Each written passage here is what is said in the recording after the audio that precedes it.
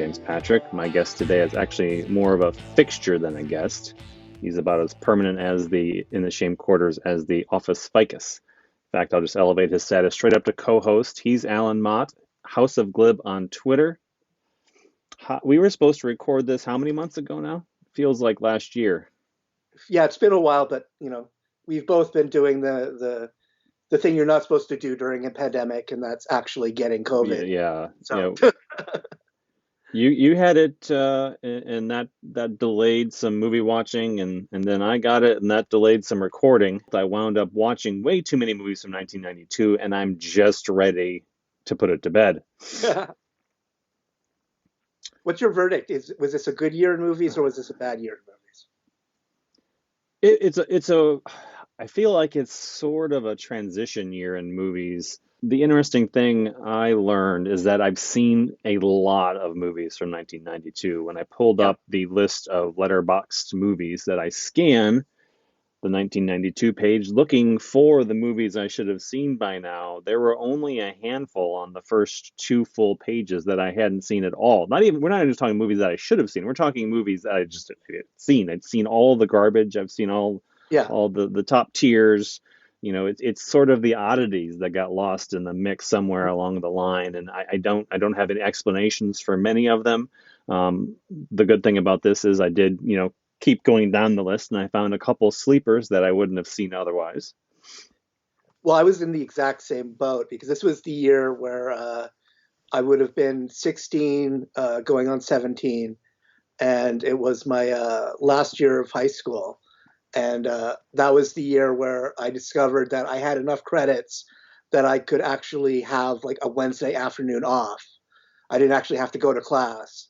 So that's when I started going to the movie theater and seeing matinees. So that was like I saw a lot of movies on video, but that was 1992 was the first year where I started going to the theater a lot. And I think that's why I had the same boat with you. And when I made my list of like the movies to watch for this, I found myself like there were two groups. One group was all of like the mainstream studio movies that I hadn't seen in 1992 because I didn't want to see them in 1992. And then there were all the weird movies that I didn't get to see because for whatever reason, my local video store didn't have them. And so basically my list, as we're going to find out, is pretty much all movies from that second list. Because at a certain point, as I was watching it for this podcast, I was like, you know what? I didn't want to watch these in 92, and I don't really want to watch them now. The taste hasn't changed much in the last 30 years. Exactly, yeah. Mine was, I could walk to a 6-screen theater that was just down the street.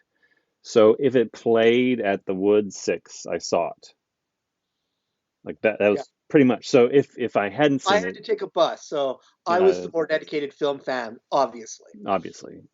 So if I didn't see it, it was because I had no interest in it, or it just never played at the Wood 6 on Mac app. I like big butts and I cannot lie. You other brothers can't deny. Now when a girl walks in with an itty bitty waist and a round thing in your face, you get sprung.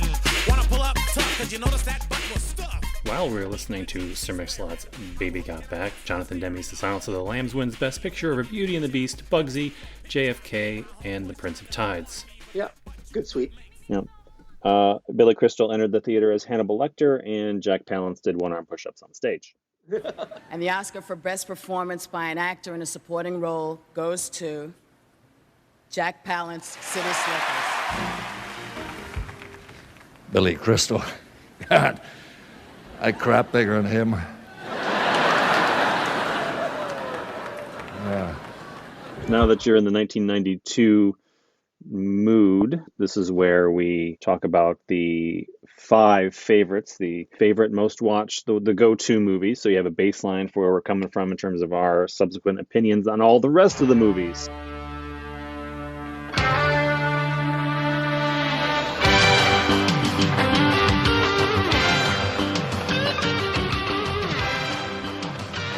Okay, so my top 5, for my number 5, this one is actually, I'll be honest, it's a movie I haven't seen in probably 25 years, but I probably saw it like a half a dozen times after it came out. And the reason why I put it on this list is because in just a few minutes, we are going to be saying some negative things about a movie by a well-respected filmmaker, and it's a very dreamlike art house kind of movie. So in my top 5, I wanted to include at least one dreamlike art house kind of movie so people could understand that I do actually am capable of liking these kinds of movies. I just don't like the one that we're about to talk about. So my number 5 is Jean-Claude Lauzon's Liolo, which is a French-Canadian movie about a boy growing up in Montreal, and his family, basically every member of it is pretty much has some form of mental illness, and he's doing the best he can to not, to sort of stay sane in this world, and eventually he succumbs, and it's a very, I found it, like I said, I haven't seen it in 25 years, but I found it to be a very moving film, and it had like its refrain was, because I dream, I am not. And I at that time in my life, that was sort of like a motto that I tried to live by, that because I was a creative person, I am not like all of these other, people around me. And I am sort of like above. And I found that very inspirational at the time. And for my 4th film, it's a movie, it's a sports movie by Michael Ritchie that is so good, I'm willing to forgive the fact that it stars James Woods. And that's Diggstown, which I think is just one of the best caper movies of all time. It just does everything right. It hits all the right notes, and it's like a small sleeper movie that I think film nerds tend to love it, but everybody else has forgotten about it. But it's definitely a movie that I love. For number 3, probably the most prophetic film of 1992, and that's Tim Robbins' Bob Roberts, which pretty much came true. If you turn folk singer into a reality show host. And if you watch it now, it's actually kind of horrifying, but it was horrifying then too. It's not a movie that sort of like, I don't think it's sort of lost or gained any power since then. It's just been basically consistently true since it came out. And for my last 2 movies, I actually had them originally reversed. And, but the more I thought about it, the more I realized that, my original number 1 was sort of the prestige movie of the 2. It really wasn't the one that I would choose to watch again and again for the rest of my life. So number 2 that I ended up going with is Robert Altman's The Player, which is one of the best movies made about Hollywood. And I think it's one of the best movies made about Hollywood, almost for the same reason why the Oscar doesn't work, is that The Player, like, it makes this effort to make it feel like it's really taking place in Hollywood with all of these celebrity cameos. But the difference is that with The Player, it actually feels real and intimate and just sort of how that world actually is, as opposed to sort of this big studio idea of what it should be. But it didn't make my number 1 spot because I had to admit that if there was one movie from 1992 that I'll keep watching for the rest of my life, and that's My Cousin Vinny. A funny thing happened to William and Stanley on their way to college. At what point did you shoot the clerk? They got framed for murder. Whoa! Wait a minute! Now, 2 kids from New York are in deep trouble. It's time to make your phone calls. The clan's here. They're inbred. They sleep with their sisters. In the deep South. Some of them do. And only one man can save them. We need to call an attorney, a great attorney. He's not your typical hero. We got an attorney in the family. Great, who? He's my cousin Vinny. You stick out like a sore thumb around here. Oh, yeah, you blend. You graduated from law school 6 years ago. What have you been doing since? Studying for the bar. That's a lot of studying. What's this over here? You never heard of grits? Sure. I just actually never seen a grit before. It's his first case. Now, didn't I tell you to dress appropriately? You were serious about that? The way you handled that, Judge. Oh, you're a smooth talker. You are. It's their last chance. The 2 Utes. Did you say Utes? Yeah, 2 Utes. What is a Ute? But with Vinny's style, I wore this ridiculous thing for you. And Vinny's girlfriend. We agreed to get married as soon as you won your first case. My biological clock is ticking. like this, and the way this case is going, I ain't never getting married. They're dead meat. May I have permission to treat Miss Beetle as a hostile witness? You think I'm hostile? Now wait till you see me tonight. Joe Pesci is My Cousin Vinny. You two know each other? Yeah, she's my fiancée. Well, that would certainly explain the hostility. I think is a perfect comedy, but more than that, I think it's a perfect trial movie. I think it actually, like, if you talk to, from what I've seen, like, lawyers talking about this movie, no other Hollywood movie gets a trial right more than My Cousin Vinny, which people, like, they hear that and it blows their minds. But apparently, like, they were such a stickler for, like, procedure, just as much as, Fred Gwynn's Judge, that, they actually got all of the details right. And so because of that, and because of the comedy, and because of the fact that, Marissa Tomei, at her absolute cutest, in a role that 100% deserved the Oscar, and so I'm happy she got it, I think it's a perfect movie, and I had to admit, like, this is my number one movie of 1992. I just recently rewatched My Cousin Vinny for the first time in a long time, and I was actually kind of blown away by how well those characters are written. And the casting was impeccable, like top to bottom. All those main roles, they just nailed it. And it was so much better than I remembered it, and I still liked it a lot. Yeah. And it's also on my list too, so that it's not number one because there's some sentimental things going on in 1992. There's a lot of Please don't tell me your number one is Encino Man. Please don't tell me your number one is Encino. Kashmir, Rajneesh, how many minutes for the burrito again? 2 minutes. 1 minute. 2 minutes. 1.5. 2 minutes. Make up your melons. Is it 1 or 2? 1.5 minutes. Well, the cat's out of the bag now. Just shut this podcast down. You'll just have to wait till we get to the year that Son-in-Law was released, 1994, for the Pauly Shore appearance. That one has Carla Gugino in it, which was like 20. So that one I can understand more than Man. Okay, I had 6 because there just wasn't any way for me to remove one. I freaking tried, but it's just the way it works out sometimes, and I produce the freaking podcast so I can do what I want. Number 5, I had My Cousin Vinny. Based on that rewatch, it snuck back up in there, and I couldn't deny it. After that, we have Army of Darkness. All right, you primitive screwheads, listen up. It was the first Sam Raimi movie that I'd seen. I saw it in the theater, but by then I was a huge fan of Evil Dead 2. Not so much of Evil Dead. That one took me a while to sort of warm up to, but yeah, no, I was a first day matinee for Army of Darkness. Yep, first day I had my mom take me. That did not play at my nearby theater, so she had to drive me over there, and she stayed and watched it with me. She was I saw it with my brother, so to this day I have no idea what she thought, but I was blown away. Army of Darkness obviously caused me to go back and seek out the originals, and Evil Dead 2 then became one of my favorite movies of all time, and I spent many years trying to track down an original Evil Dead 2 poster, an original Evil Dead poster, when there wasn't a thing like the internet where I could just go on and say, send it to me. I eventually did find them, by the way. They're wonderful. Next up, I have maybe a surprising movie for a lot of people. I have been championing this movie since the day I saw it.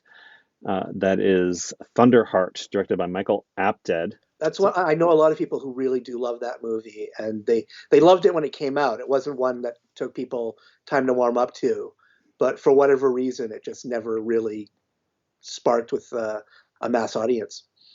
I think it was marketed as more of a thriller than what happened. It's as much a study of the lifestyle and suppression of the Native American as it is a thriller.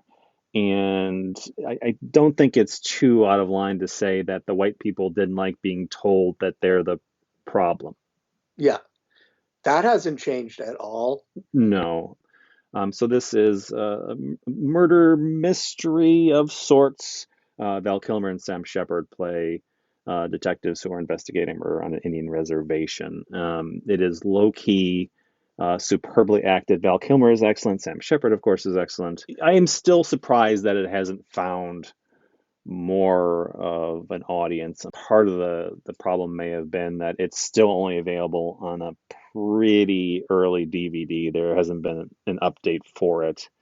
I think a new release could help it, bring it back a little bit into notoriety. But yeah, I know a lot of people haven't seen it, so I encourage you to go back and check out Thunderheart. What was that, number 3? I'm lost. Well, you said 4. I started at 6, so that's 4. Yeah. Right. Okay, we're back on track. Okay, next is Once Upon a Time in China Part 2, directed by Choi Huk. To me, it's one of the greatest martial arts movies ever made. The fight choreography in that is just astounding. It was one of the movies that really opened up Hong Kong cinema for me. Jet Li is at peak Jet Li powers, and that recently got a Blu-ray from Criterion, so there's no excuse now to be out of the loop on Once Upon a Time in China. So that means I have to watch it. I guess if you feel the shame. I needed to order my list. That would have been better instead of doing it alphabetically. What the hell was I thinking? Okay, now we're down to 2, correct? Man, yes. That is you've already done. Unforgiven. Clint Eastwood. I don't need to go into too much detail about that one. Everyone should have seen that by now. If you haven't, just put it on the shame list and go. That would have made my list if it wasn't for Leo Lo. But then I'm not a huge Western fan, so the fact that I actually really love that movie says a lot. One of those movies that kind of puts an end to a certain era of filmmaking, and I think about the Western genre, like Once Upon a Time in the West was sort of the end of that style, because once you saw that movie, I think everybody just like, you know what, that's Sergio did it, that's it, we're done here. And then we had the revisionist Westerns that came up afterwards, like McCabe and Mrs. Miller, and looking back on the genre with a different perspective. And Unforgiven sort of marries the two filmmaking styles in a very classical style Western, but it's also looking at the genre critically. And I think it's one of the best Westerns ever made. It's the best Clint Eastwood's ever been as a director, anyway. And then he didn't direct Paint My Wagon, because that would be his best. I talk to the trees, but they don't listen to me. I talk to the stars, but they never hear me. The breeze has well, Phil. I did consider starting the Paint My Wagon podcast too. I was going to change it to My Wagon. You have a co-host for that one too, right? If you decide to. I'll have to bring out those notes. I put those away thinking that didn't have a market. And I should note, however, that I did consider The Player for my list. It was like the last movie left off. So number 1, I don't know what else to say. It's Dead Alive, aka Brain Dead, with Peter Jackson. On this picturesque block, in this manicured home, something evil, something terrifying, something horrifying is haunting Lionel. His mother. I thought I told you to spray this house. The place is infested with vermin. Although she was a little strict. Look at this dust. It's an inch thick. He never wished her any harm. I kick ass for the law. You can plead. You can beg for mercy. Help! Someone! Please! But nothing you can do will stop it.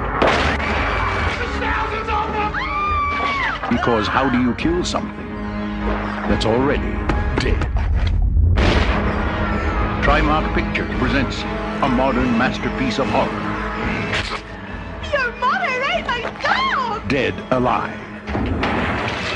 Party's over.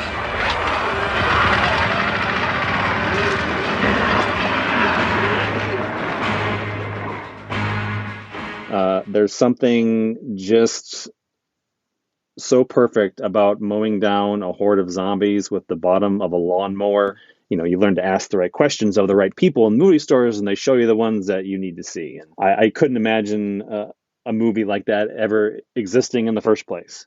Anyway, the rest of this episode, this is the way it's going to go down. I've provided 6 categories to help us guide our viewing. They are the previously agreed upon shared watch, the wild card, and that was a movie I just saw, what the what, there's just something about ... and the newly renamed Play It Again, Sam, because it's the movie we'll want to rewatch over and over again in the future. Yeah, so we have watched a whole bunch of new to us 1992 movies, and I want to stress these aren't necessarily the 6 best movies that we watched, but they're the 6 that we want to talk about, that we may have found the most interesting, that may have inspired us to certain amounts of rage and vitriol on the interwebs. These also might be the 6 that you want to check out for yourself, especially after you've decided that we're absolutely 100% full of shit. They haven't heard us talk about Twin Peaks Fire Walk with Me yet. This is the true definition of a cult film, because you have to be in a cult to like this movie. We'll have some things to say. We're almost to the point where everyone turns off the podcast. I want to thank you for listening till this point, and however long it lasts after that. Some of the movies that I won't be talking about today are Rapid Fire, Miracle Beach, Live Wire, A Heart in Winter, which is killing me because I really did like that movie, but didn't fit the conversation very well. And I don't think anybody would find it interesting talking about a French movie about people listening to violence.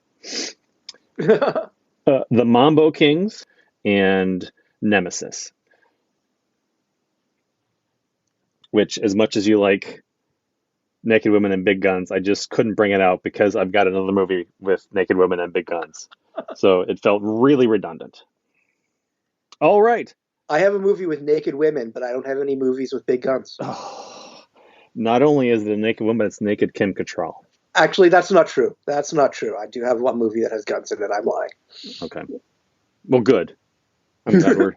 But the guns take a second place to something else that is really more amazing. Okay. All right. Round 1. This is our previous agreed upon mutual watch. For some reason, we both looked at each other and said, well, we should watch Twin Peaks Fire Walk with Me because neither of us had seen it. And here we are.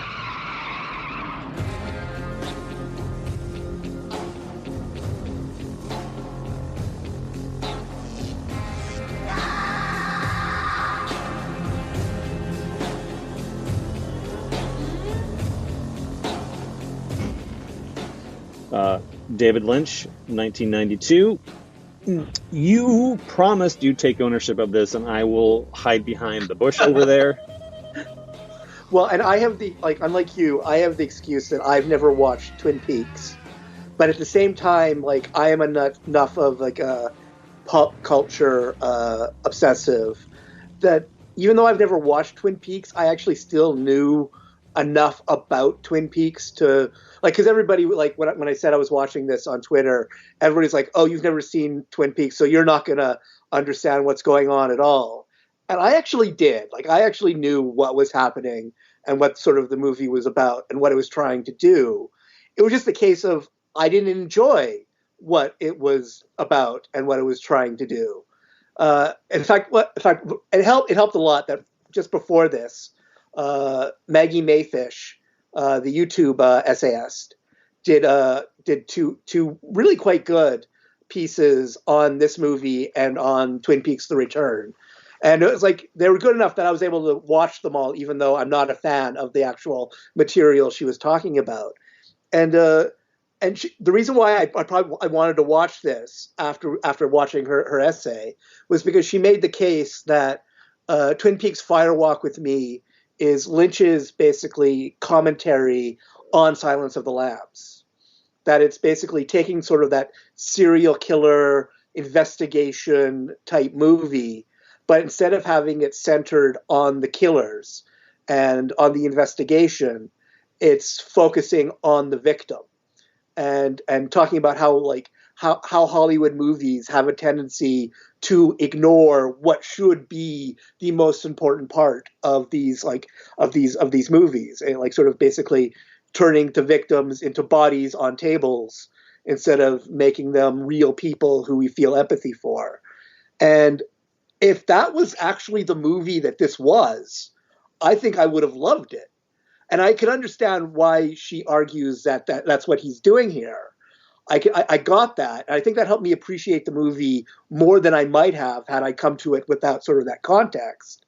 But even with that context, all I saw were sort of, to me, it's a strange mix of him like deciding to do this because he thinks that's what his fans want. But at the same time, it's not what he wants to give his fans. Like, there's no reason for Agent Dale Cooper to be in this movie. It's a prequel. It happens, before like his reason to be in Twin Peaks is there. So it's a total fan service that he's in this movie.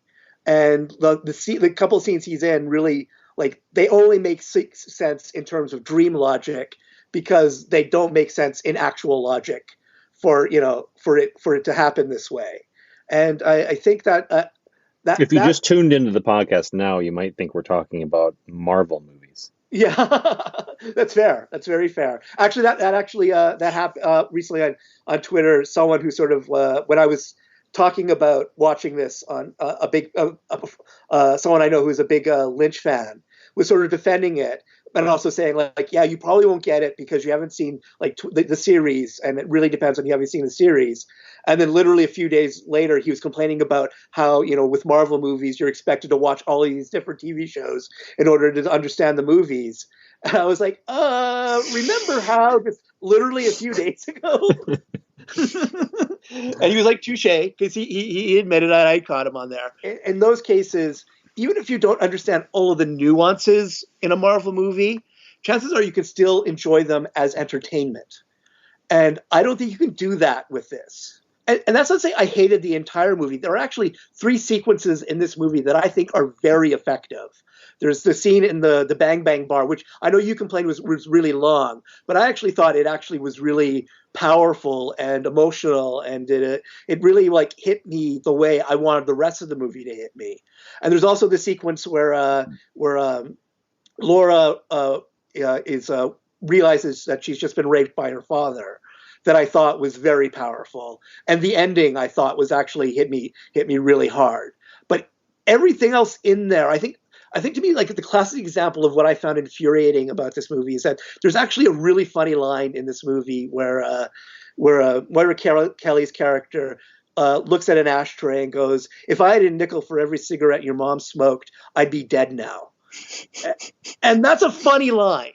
That's a really funny line. But he has her deliberately do it in a way so it's not funny. And I know a lot of people really like that. Really like this, like, hey, we're not going to acknowledge that this funny thing is funny. But I'd much rather have a filmmaker who comes up with that line actually acknowledge that it's funny and deliver it in a way that it actually works as a joke. I mean, there seems to be, for some reason in film Twitter, there seems to be this dividing line between David Lynch fans and Wes Anderson fans. And I'm very much a Wes Anderson fan. Is that our problem? That must be our problem. Yeah. And I think like I consider Wes Anderson to not only be a great filmmaker, I actually consider him to be a great comic filmmaker. Like, to me, he's probably second only into Lubitsch in terms of like just effortlessly making me laugh. And I thought of like, I know like the Lynch fans would love what he did with that line. But to me, I couldn't help but think of what Wes Anderson would have done with that exact same line. And it would have had me on the floor for probably 5 minutes. I wouldn't have remembered what happened after the rest of that, after that line, because to me, he would have nailed it so perfectly. Mm-hmm. And to me, that's what the whole movie, that's what Fire Amok with Me is like. It's basically just Lynch doing everything he can to push you away. I think there's a point to the deliberate withholding of pleasure. You're given something like that line, but it's put into the delivery or the setting in which it is impossible to take the line as it is intended.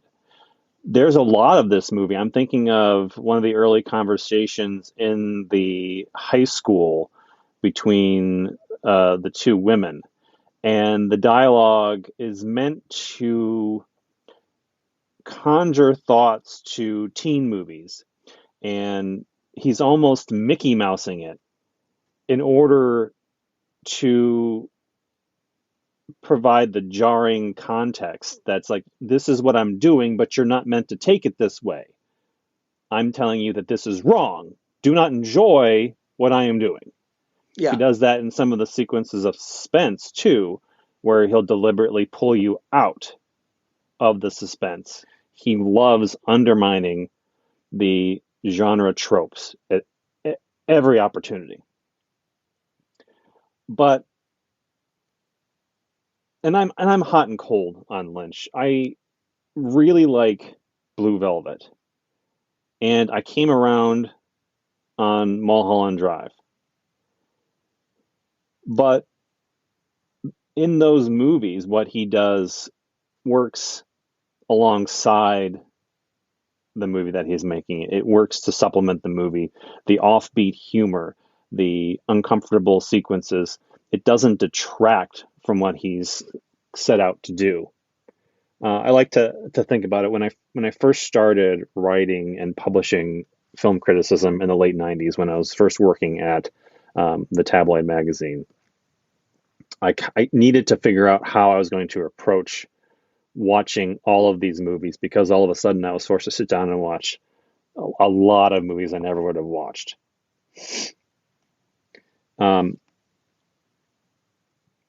I allowed myself to react viscerally to a movie. Did I like it or not like it? Like at the very basic level. But I also wanted to consider, for whom is this movie made? And then does it succeed at delivering on what it sets out to do?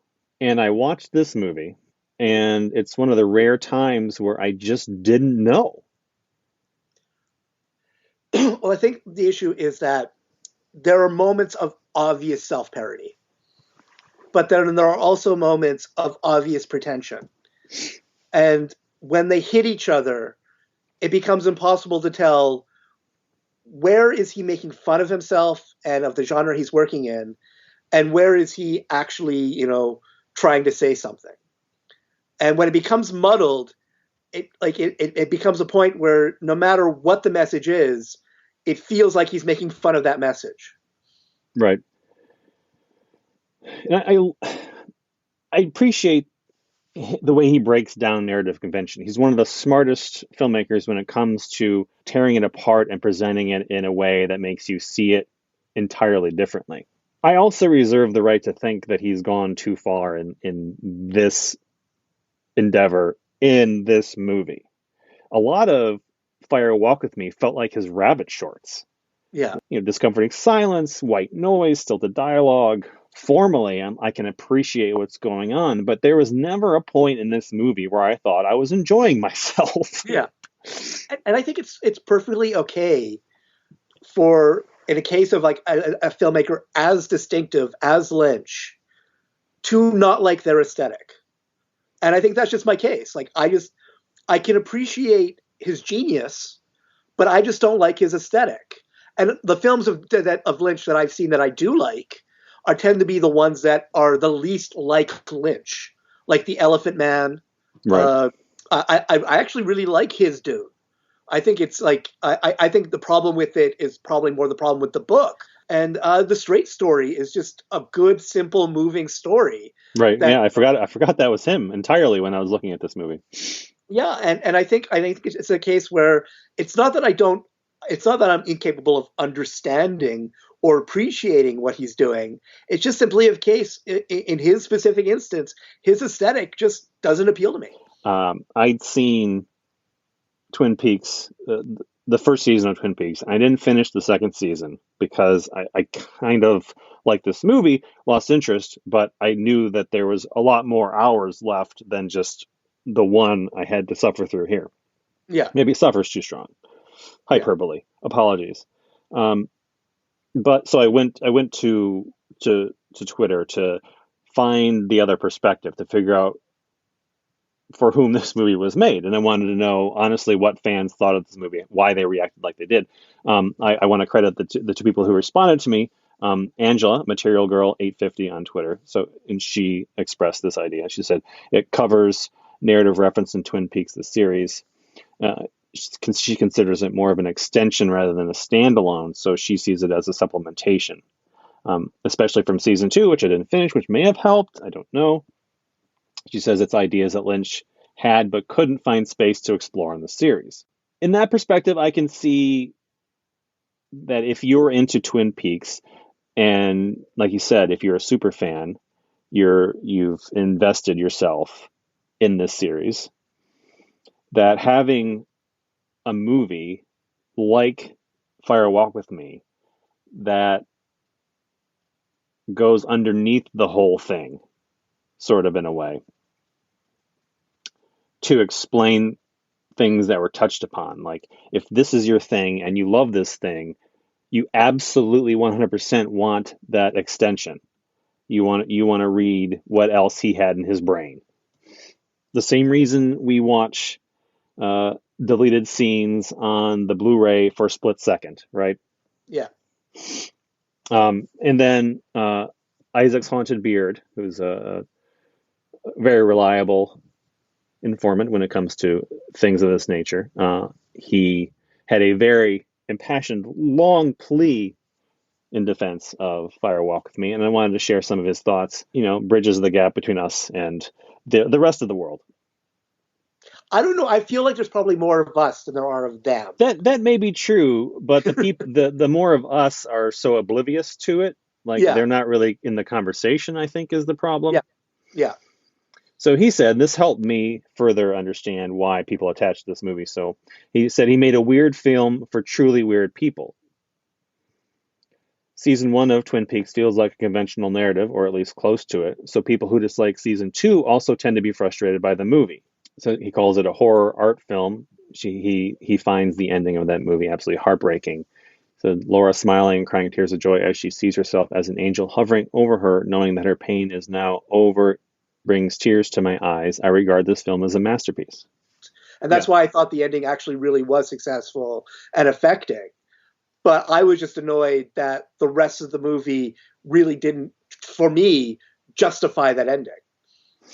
Yeah, I couldn't get there. And I felt the same about the ending. I thought there was some really effective filmmaking at work, but I needed to connect at some point along the way before I got there. And I just didn't. Yeah. Yeah, because I love the idea of making like a straight ahead sort of movie that basically is about the victim of a murder that ends when she's murdered. Like, I actually think that's a great idea. But I just don't think this one works, doesn't take that idea the place that I want it to go. Yeah. Okay. Let's put a capper on that one. We've said our piece, and now we will surrender our cinephile badges.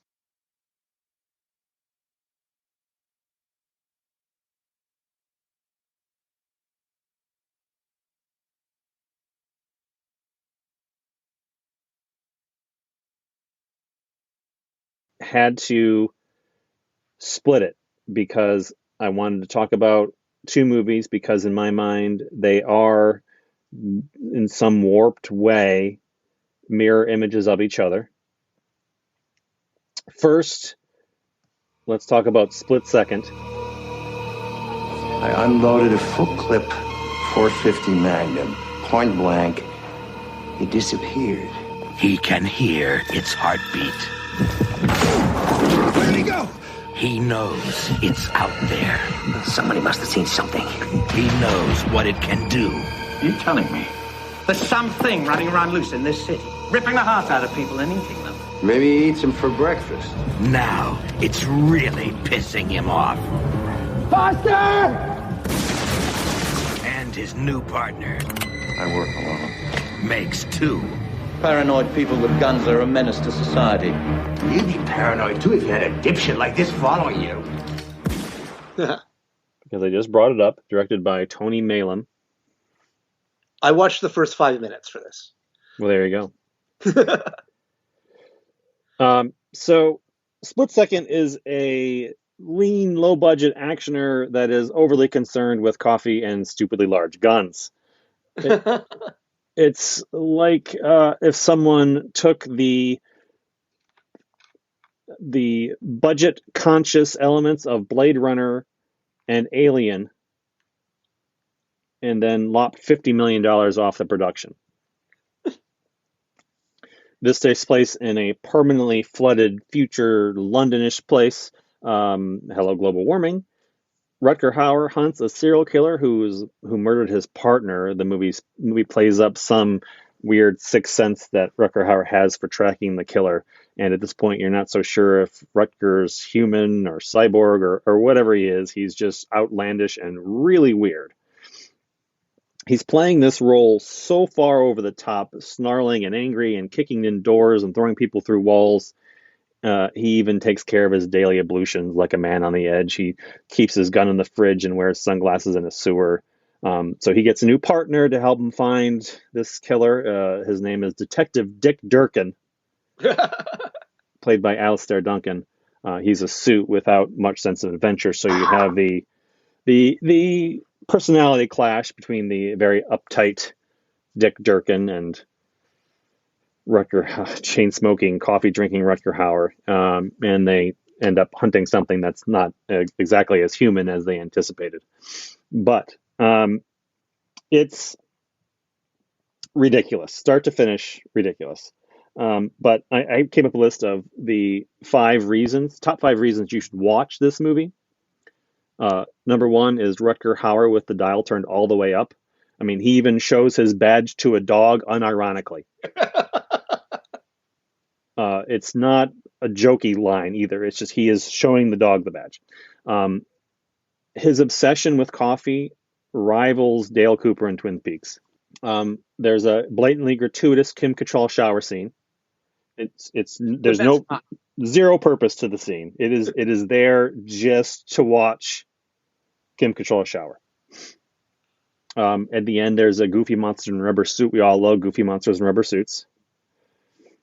And finally, there's the big guns, because there's a 5-minute scene when they decide that they're going to go out and hunt this thing where they arm themselves and they are just comparing the size of each other's guns. So, Split Second, which is pure enjoyment for the sake of enjoyment. There is nothing deep, nothing profound. It is all surface level entertainment. And I wanted to compare that to Like Water for Chocolate. This is the first and only time you will ever hear this done in your life. It was a love that was to be denied. A marriage that was to be forbidden. Now, she can only satisfy her desire through her exquisite creations. And meals spiced with her passion become a recipe for seduction. In this stunning tale of romance, temptation, and devotion, now they live for a moment, a touch, and a day they can fulfill their destiny. You simply can't miss the incredible motion picture. There's a reason for that, I'm sure. I was hoping you were going to bring this one up because I remember you DMing me about how angry you were watching this movie. I don't generally get angry with movies. I can watch just about anything. There are a few notable exceptions. I will say that I've never identified more with a television character than I did when Elaine saw The English Patient. I had that feeling watching Like Water for Chocolate. It was one of those movies that was very buzzy in 1992. I had never seen it. I had no interest in seeing it. I didn't know what it was about. I knew it had a reputation for being about sex and food. And, I can get behind a good sexy food movie. I'm thinking of Tampopo specifically, maybe Chocolat. Be irresistible myself, but, No, we have okay. our own. Yes. So expectations played a part in how I was set up to receive this. Anytime you watch a movie, I think expectations sort of direct how you watch it. When I react with overly negative, we'll say, especially when a movie is well regarded, I kind of take a step back. I check myself to how am I feeling today? Am I the problem in this relationship? If the answer is that I'm angry and mentally unstable, I can pin down why I reacted so poorly. I was just coming out of COVID. I felt great for the first day in a long time. It's a movie that starts with the promise of a particular sense of humor.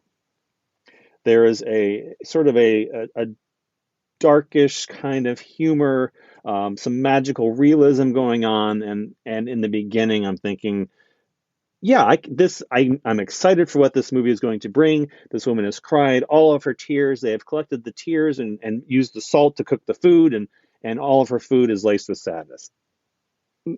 It's an interesting start, and then we get to the actual movie, which is kind of an exercise in erratic tone and eventually just straight out misery. It concerns a woman named Tita, who is forbidden from doing anything she wants to do by her domineering mother. She falls in love with Pedro. She is forbidden from marrying Pedro. She cannot see Pedro. It is all very sad and terrible, but Pedro is a wet blanket. He is a handsome fellow, to be sure, but he has zero personality. He does nothing to warrant her affection. He is merely an infatuation, and you want him to go away. You just feel pity for Tita because she can't get on with her life. As the film wears on, it ceases to be more lighthearted, even if I wasn't totally behind the way it was using humor, and it becomes emotional torture porn. I just wanted it to end. I wanted her story to stop. I wanted someone to die. I wanted it to be done. You know what this is reminding me of? My experience watching Pitch Perfect. Interesting. Because in that movie, the whole movie depends on everybody letting Anna Camp be wrong the entire movie. That she's obviously wrong. Everybody knows she's wrong, but they keep doing what she says all the way until the last scene of the movie. So by the end of that movie, I was like, fuck all of these people. They should have told her to fuck off 90 minutes ago. There's more to Like Water for Chocolate. There's some very interesting cinematography. By director, we're talking about Alfonso Arau, aka El Guapo, which I did not know until I looked up this movie. I knew Alfonso Arau was the director of Like Water for Chocolate. I also knew that the actor that played El Guapo was Alfonso Arau. You had no idea they're the same dude.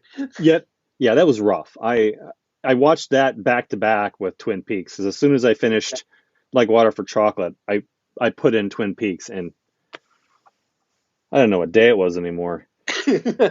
I would like to add the little footnote to anyone who thinks, oh, that really sold me on that movie. I can't wait to go watch it on HBO Max. If you do decide to watch on HBO Max, it is forced on you in the English dub.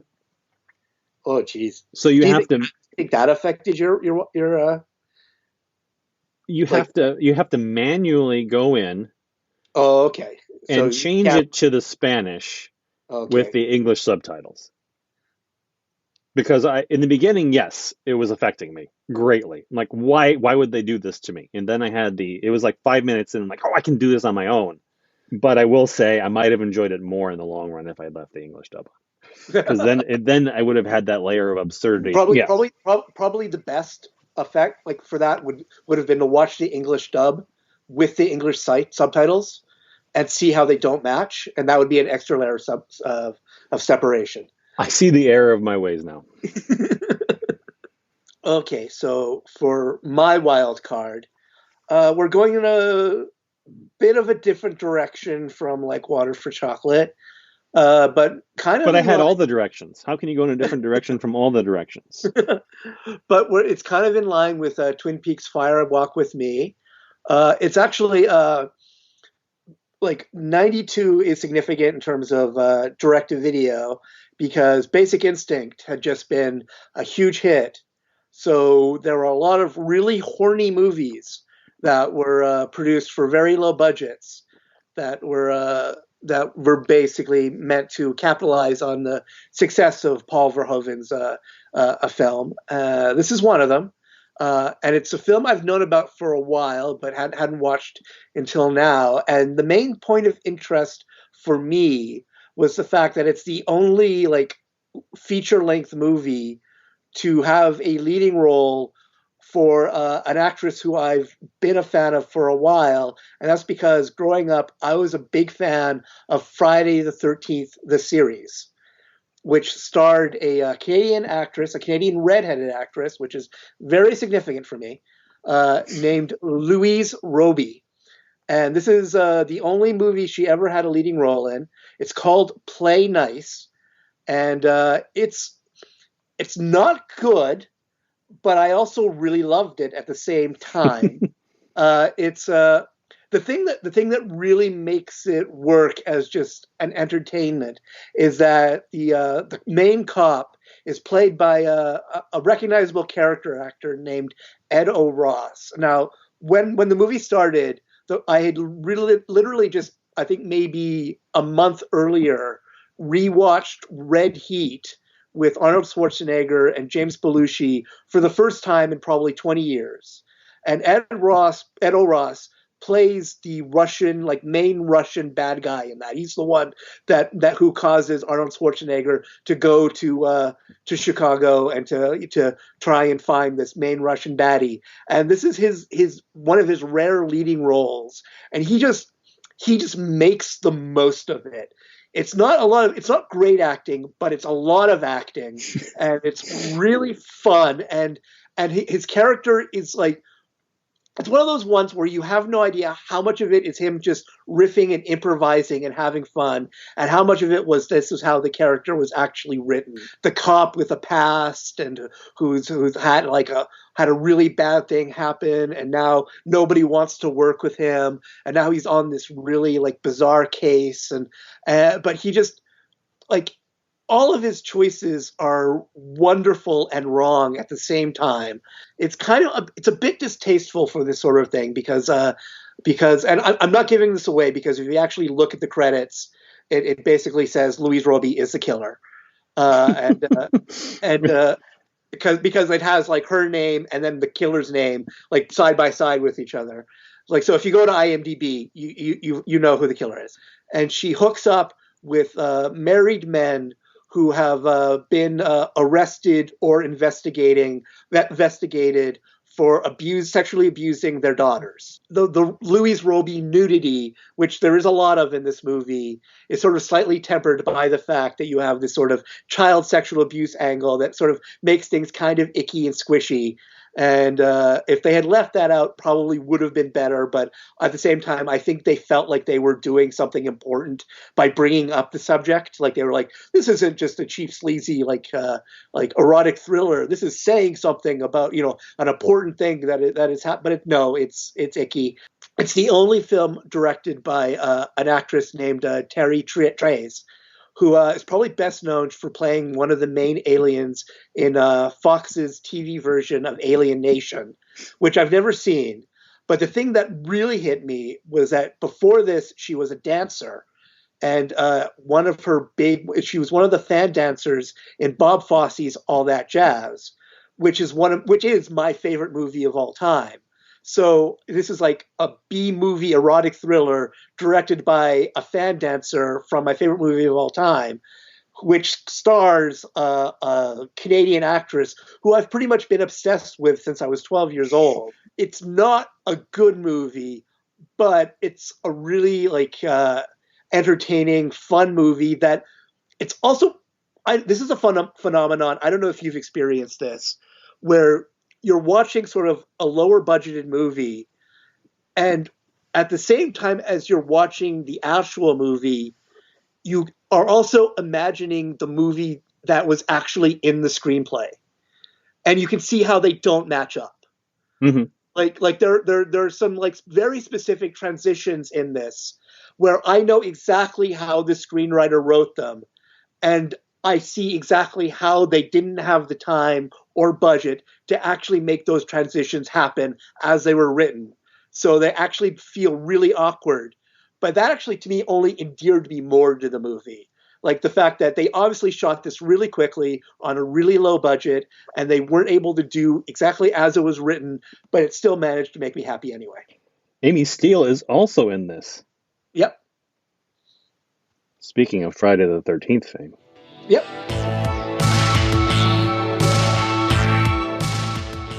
All right, let's move on to round 3. The ever popular, and that was a movie I just saw category. It's reserved for movies that we have watched and we have particular feelings about, but we're not going to get too enthusiastic about. All right, so my pick for this little slot here is called Big Girls Don't Cry, They Get Even. With Griffin Dunn. With Griffin Dunn. And Margaret Whitten, and David Strathairn, and Ben Savage, and Jenny Lewis, and Adrienne Shelley. Once upon a time, my mom and dad got married and lived happily ever after. Yeah, right. Children, this is your modern fairy tale. Would the mother and father of the girl raise your hand, please? Oops, there's another one. Gotta be quick in this family. My dad's almost 40. Looks like he's 30. Thinks like he's 20 and acts like he's 10. He's fun to play board games with. Right, what? That's news? Next, Mom meets Keith Powers. He's a rich widower with 3 kids and 2 portions. Sam, the printer broke down again. So I get 2 stepbrothers. Josh, he's the nice one, and Kurt. My beloved stepsister Corinne. I'm on the phone. And of course, my half-brother Sam. I tested it for dioxin. That doesn't clog your pores, does it? Meanwhile, back in San Francisco, Dad gets lucky and marries Barbara. Hi, darling. Must be a bad connection. Is that better? And eventually, I have a half-sister, Jessica. Jesse, you remember me. Lucky guess. Meet Stephanie. Hi, everybody. I just did. You're so sweet. What are you doing in this family? I know what you're thinking. We're like the Brady Bunch from hell. That's disgusting. You just spit on my hand. But you don't do anything, right, Melinda? I'm a mother. Do you love your daddy? Damn straight. I say love me. Did you know it's estimated by the year 2000, 1 out of every 3 people will be a member of my family? Yeah. I think I've seen like 5 minutes of this on TV. Directed by Joan Micklin Silver. Yeah. You're watching it and you're getting all sorts of like Cheaper by the Dozen vibes. You know, Joan Micklin Silver has such a sensibility that she keeps moving it left of center. And Joan Micklin Silver directed Hester Street and Chilly Scenes of Winter, Crossing Delancey. She wasn't especially prolific and probably didn't get much of an opportunity to make the movie she wanted in the first place.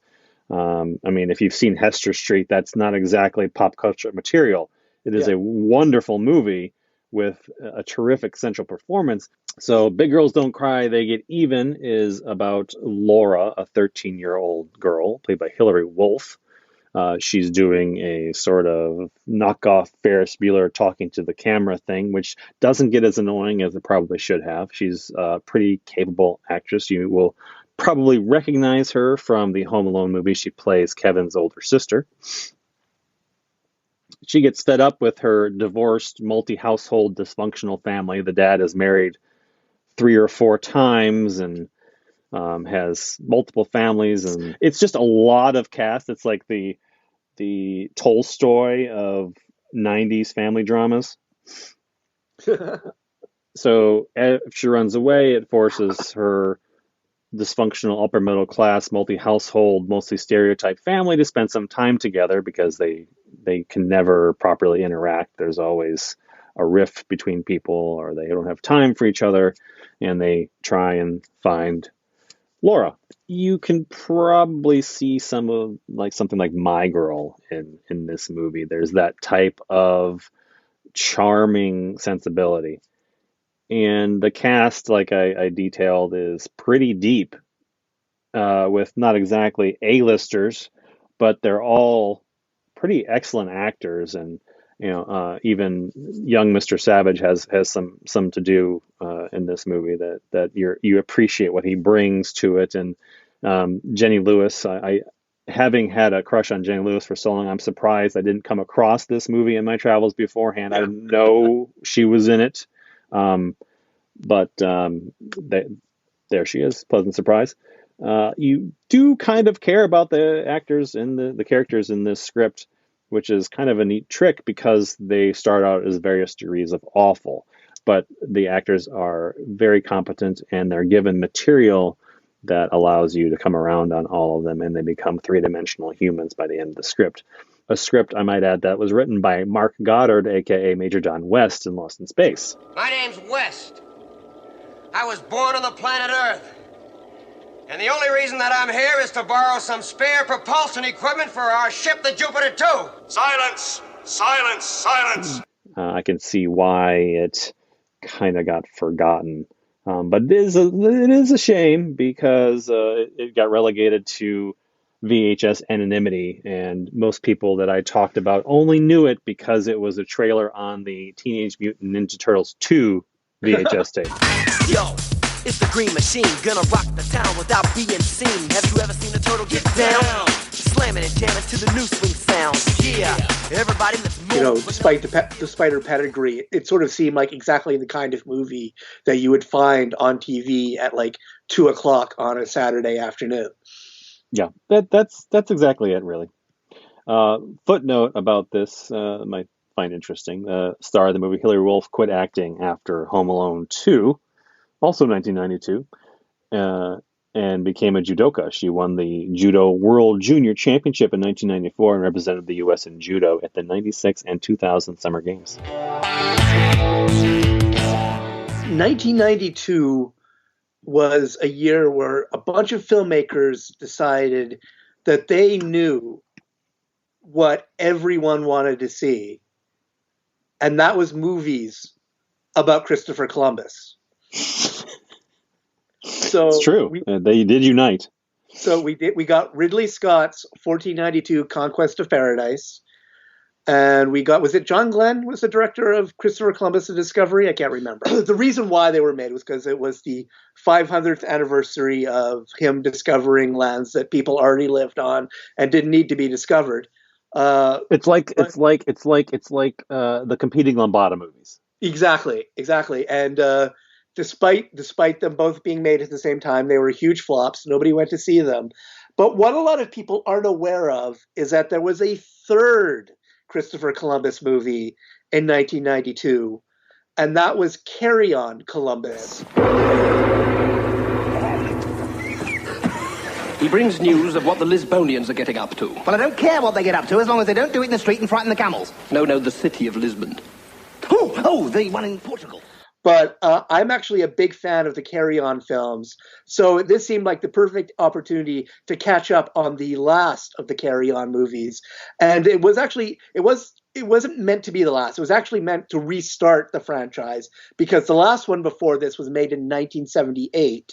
So it had been like 14 years since there had been a Carry On movie. And this was their attempt to sort of bring that franchise back to life. And are you familiar with the Carry On movies? Is this something that, because I know a lot of Americans aren't. I am. I did not know this existed, however. Yep. So for our listeners who aren't up on their Carry On, It was a series that started in the 1950s with what was meant to be a one-off movie called Carry On Sergeant, which was a pretty standard but really entertaining service comedy. And it was a huge hit. It was like the biggest hit in England that year. So they decided to sort of turn it into a series, but instead of making Carry On Sergeant 2, they made Carry On Teacher, Carry On Matron, I mean. That was the second one. And so basically they took similar cast, they took basically the same cast and put them in different movies. And as the years went on, these films, they started off as sort of lower key British class satires.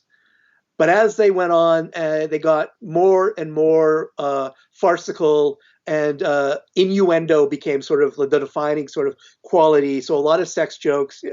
Every one of these films was directed by a guy named Gerald Thomas. I think there are 30 of them, but he directed every single one. And he also directed Carry On Columbus. And the thing that's most fascinating about it is that of them all, and I've seen most of them, I haven't seen all of them, but I've seen most of them, is that it is by far the most dated of them all. For me personally, it's the only one that was really made in an era that I have real world experience in. Whereas like the one before that was made and released when I was 3 years old. So the world it depicts is one I don't really recognize. All the other previous movies are made in eras that I never existed in, so I don't have any context for them, so I'm willing to accept them at face value. Whereas Carry On Columbus was made when I was like 16 years old, and I can totally see how it has no place in the world that I lived in when I was 16 years old. It is very faithful to the formula.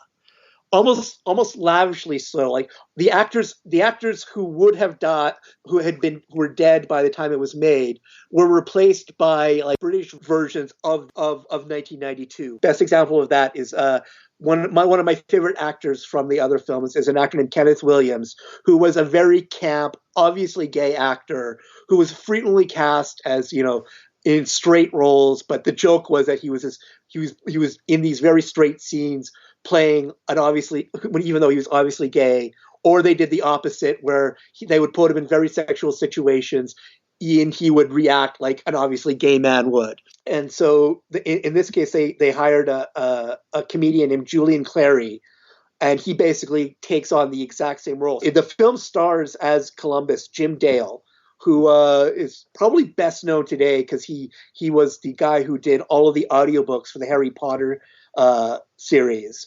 But people my age or older will recognize him from a lot of Disney movies like Hot Lead and Cold Feet. He's playing Columbus, and the jokes are straight out of basically 1960s innuendo farce. Good morning, Captain. I've been counting the ship's crew. There seem to be several men missing. Missing? Yes. Where, for example, is the shipwright? He's aloft. And what's he doing? He's shortening the spritsail yard. And the sailmaker? Oh, he's aloft as well.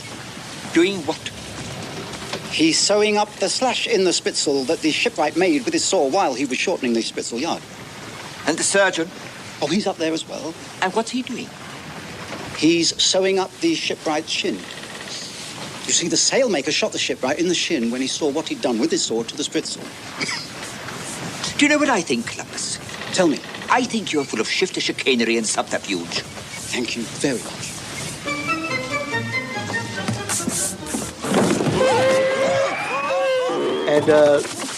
And it's fascinating because the only parts of this movie that actually work and are funny are by far the most problematic.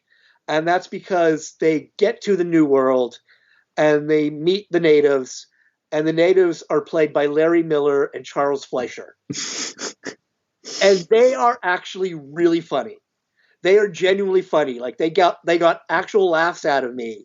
But it's actually better that they went in this direction, because in the 60s movies, they would have cast British actors and then painted their skin darker. Like they totally would have gone blackface, because they did that in a bunch of movies. There are a bunch of their movies that are set in India and other places where they've done this. So it's better that they did this instead of that. but it is sort of, I found it very amusing and ironic that the only genuine like hard laughs in this movie come from the actors who should not have been in this movie. I mean, it makes sense. Yeah. When you jar expectation like that, especially from a movie that probably knew better at the time. And it is funny because like I have 3 sets that collect all of the Carry On films. And the only 3 films that they don't include that's Carry On, which makes sense because it's a clip show. And so like there's no point in having it on there because you have all of the actual movies the clips are from. And then Carry On Emmanuel, which I feel like they may be just embarrassed by. Like, I think they just don't want to recognize that it exists, and it was sort of the last film for a while. And then this one, which it may be a rights issue or something, because I'm not sure if it was actually made by the same folks. But yeah, it is sort of like, it does feel like Carry On Emmanuel and Carry On Columbus are the 2 Carry On movies that, the people responsible for Carry On would rather, people not remember. In fact, the way I found this one was it's actually on the Internet Archive. So it is entirely possible that it's in the public domain, even though it's only from 1992. Well, I'm curious. Now I need to find that one. And thanks to the Internet Archive, I know where to go. Yeah. And that brings us to round 4. What the what? What the what? What the what? Mine is going to be a difficult conversation, but I think I can get through without making a fool of myself. I think. So, this was number 1 at the top of my movies I should have seen by now from 1992, and I am speaking of The Crying Game from Neil Jordan. Take up my wallet. I want you to do something for me. I want you to find her out. Tell her I was thinking of her. Listen, there's something I should tell you.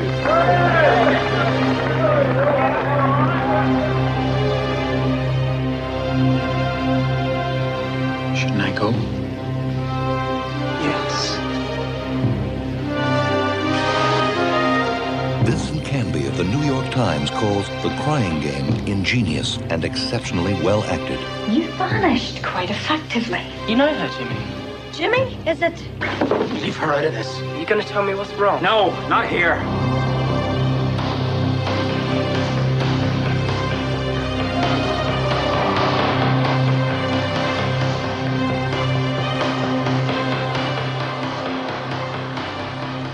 Allan movie trivia. This was the first R-rated movie I ever saw in the theater. Yeah. Well, that is something to know. Mine was Die Hard 2. So yeah.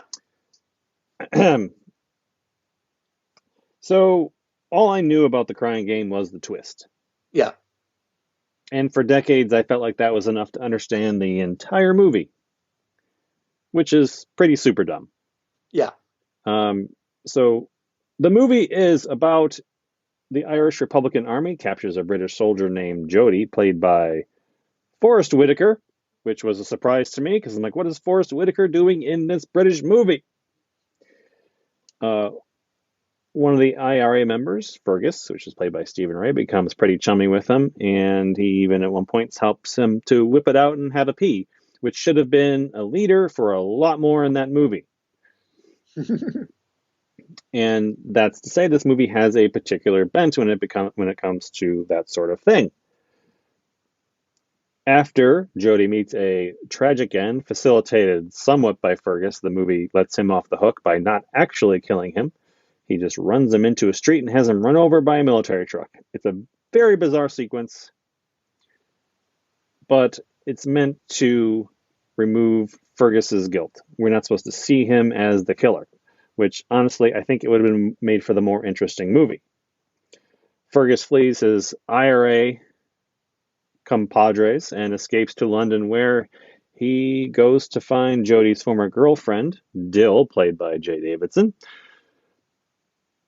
And he becomes infatuated with her. Apparently, Dill's still a little infatuated with Jody because she still hangs his cricket sweater in her apartment. Pretty normal. And their relationship starts out as sort of a meet cute facilitated by the bartender played by Jim Broadbent. And we're all waiting for the big reveal, aren't we? If you watch this movie now, that's all you're waiting for. But the movie is about the IRA. Yeah. This movie plays so much differently in 2022. It is almost impossible for me to figure out how it went down in 1992. Yeah. I'm watching it today, and it feels impossible that the audience doesn't recognize that Dill is trans. Okay, I have a very good anecdote about what happened in 1992. I would love to hear it. Okay, so I'm seeing like the reviews for, like I'm watching the Siskel and Ebert stuff. I see scenes from this movie, and I figure out what the twist is just by watching like the few clips.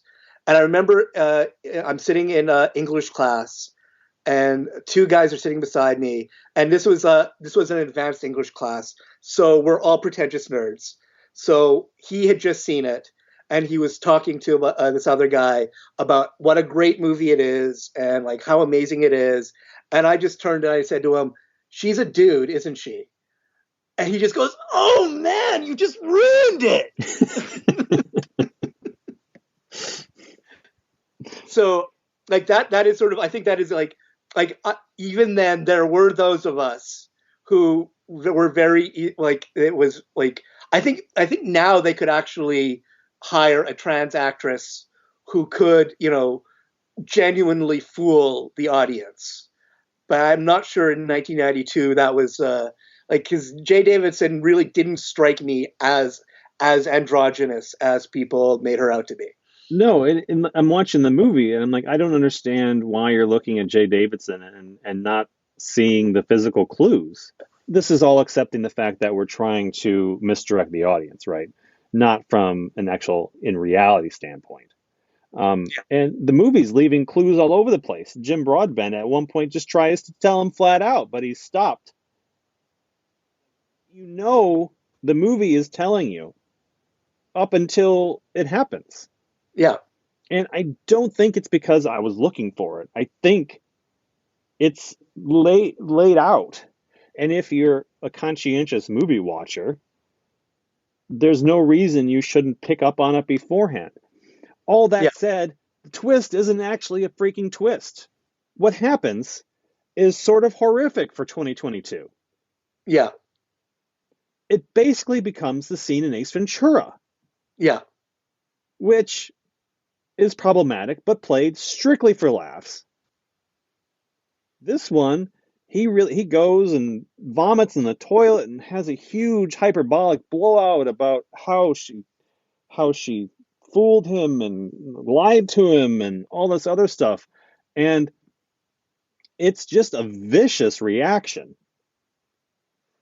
And the way that he tortures her after the fact, and they sort of meander back towards acceptance, it's like the reveal of Dill's gender becomes a character building obstacle for Fergus, something he has to overcome. It's like it's hard to stomach as it's played out. And it's made as something that Dill has to apologize for, right? Yeah. But all that said, The Crying Game isn't a bad movie because this is where we really have to focus on context. And I don't mean that as a way of apologizing for the way that the movie treats Dill, because this is 1992. Yeah. And we see this totally different now, but in 1992, this absolutely would have been a progressive representation. Yeah. I was pretty disgusted by Fergus's treatment of Dill watching it now. But I don't think I would have thought twice about it then. Yeah. My main memory of the movie isn't actually the revelation scene. It's the last scene where, but between the two of them, where he's still very reluctant and very sort of hesitant, but it's still obvious that this is a relationship and that, you know, whatever it is something that's new for both of them. And I think that was my main takeaway from it at the time. And that's what brought me back to it. Yeah. As I was trying to kind of put my thoughts together about the twist. Yeah. It comes back to the way the movie concludes. And it's sort of Neil Jordan doesn't really care for a standard narrative. I don't think he's met one that he ever felt fondly for. Yeah. So saying that the Crying Game starts one way, takes a total left turn, and then takes another, it shouldn't surprise you in terms of Neil Jordan's film construction. Yeah. Well, to me, like, the one reason why I would call it a twist is because, to me, like, before that, it's an IRA drama. And then after the twist, it becomes a relationship drama. Yeah, I could see that because it's a tonal change. Yeah. And a shift in genre, really. Yeah. It doesn't become overburdened by the need to construct more character or overplot. He's really looking at two people. Still, some of the plot towards the end gets in the way. The NRA storyline doesn't really fit after a certain point, but I understand why he needed to come back to it. Yeah. Because Fergus needed to have some repercussions for his earlier actions. And otherwise there's no real stakes. Yeah. And some of the lighter moments, both before and after the reveal, show some tenderness between the two actors and the characters in the script. The script itself is pretty tight, and the dialogue feels natural and pretty controlled. I didn't love The Crying Game. It's not a movie I'm going to return to. But yeah, no, I haven't seen it since I saw it in the theater. What I liked about it was what happened after with the relationship, and after he gets over his repulsion, after he comes back and starts to see her as a human, the person instead of the penis. Right. And he recognizes that he had feelings for her before, and he still has feelings for her now despite what's happened. And that's when the movie really finds that sort of a sweet spot. Well, for me, it's a significant movie. Like, even though I only saw it the once, and that was when it came out. It's significant for me because, to me, it is one of the early examples I can think of me realizing spoilers don't matter. Mm-hmm. Because, like I said, I figured out, like, the big twist everyone was talking about literally just by watching a couple scenes on Siskel and Ebert. And that was enough for me to know what the big twist was. So when I went to the movie, I didn't spend the whole movie watching, like, oh, when's the twist going to happen? When the twist going to happen? Like, I knew what the twist was. So I just was able to enjoy the movie for what it was, rather than spending all my time in anticipation of sort of like a magic trick. And then like, would I be able to figure out the magic trick? Would I be able to? And so I think that for me was significant, was I sort of realized that you can still enjoy a movie for what it is, even if you happen to know its biggest secret. Yeah. If a movie relies on a twist, it's probably not that good of a movie in the first place. I've always said, like, to me, it's like this idea of someone who makes beautiful, sweet, rapturous love with someone for 2 hours, and then they judge the entire experience on the 5-second cum shot. Mm-hmm. Like that, and it's sort of like, I'm sorry, like I enjoy the entire experience. I don't need the cum shot to enjoy it.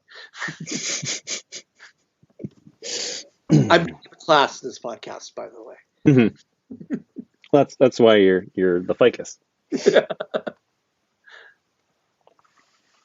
Okay, so for my what, I'm going more in my what the what is more what the what, because it's a totally bonkers movie that I really liked, but I can't believe it actually exists the way it is.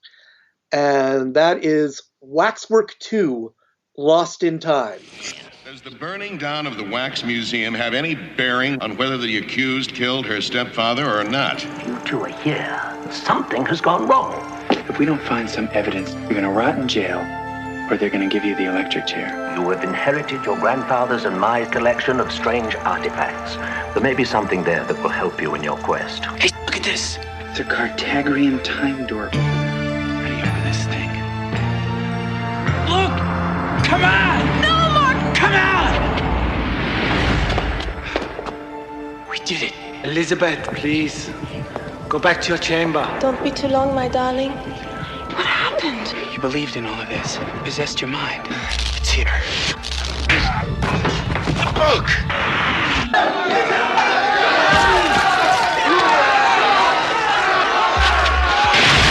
Sarah.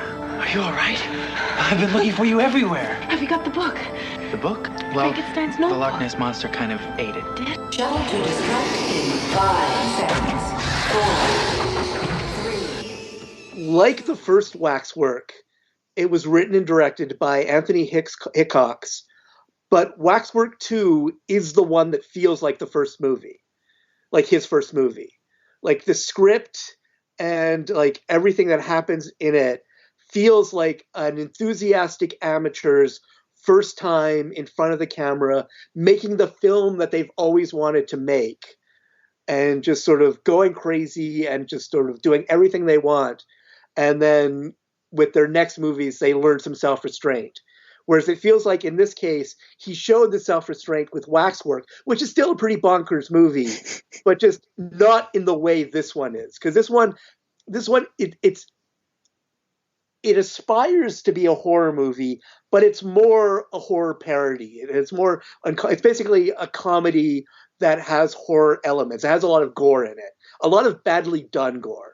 And I think that helps a lot. That's actually a recurring theme in another movie. That'll be a recurring theme, but it's sort of it's one of those ones where it's a sequel that immediately begins after the end of the first one, which I always think is a mistake. I never think that works, where they immediately follow up, especially in a case like this where they can't get the same cast, or they have to hire, like in this case, Deborah Foreman is replaced by a Canadian supermodel named Monica Schneider, who actually is quite good in this. Like, no one is going to replace Deborah Foreman. No one's replacing Deborah Foreman. I think that's probably like the cutest, my pick for the cutest human being to ever be in front of the camera. I mean, like, I could watch My Chauffeur over and over again on a loop for the rest of my life, just based on her reaction shots alone. But basically, they take it. They do something that sort of, one thing I like about sort of some horror movie sequels is when they actually sort of acknowledge what would happen after something like this happens, like how no one will believe you that it actually happened, and how you might end up, in this case, the sort of the disembodied hand that we saw at the end of the first movie ends up following Monica Schneider home and kills her abusive stepfather, who's played by George Buck Flower. And of course, she's arrested and blamed for it and goes on trial. And it's one of those ones like, if My Cousin Vinny is an example of a movie that gets trials exactly right, Waxwork 2 is an example of someone where the trial is based on, the writing of the trial is based solely on a British person who has only seen American movies about trials that get it completely wrong. Decide they have to find proof about the hand in order to exonerate her. Otherwise, she's going to get the death penalty for this murder. And so it's one of those other great horror movie cliches where the person who died in the previous movie was savvy enough to leave behind video of themselves giving advice on what to do for the sequel. Although in this case, it's even more complicated because it's shot on film. So it actually would have been a lot more expensive and it taken a lot more effort to actually create it. But it's Patrick Meny's character. They find footage of him, and he explains how they can basically, instead of doing the waxwork thing, they can find these time portals and go back in time. And all of these things they go back to are essentially parodies of other horror movies. And so there's Monica Schneider, because they end up getting separated, and Monica Schneider ends up in an Alien parody where the xenomorph is just so hilariously low budget that it is like legitimately funny.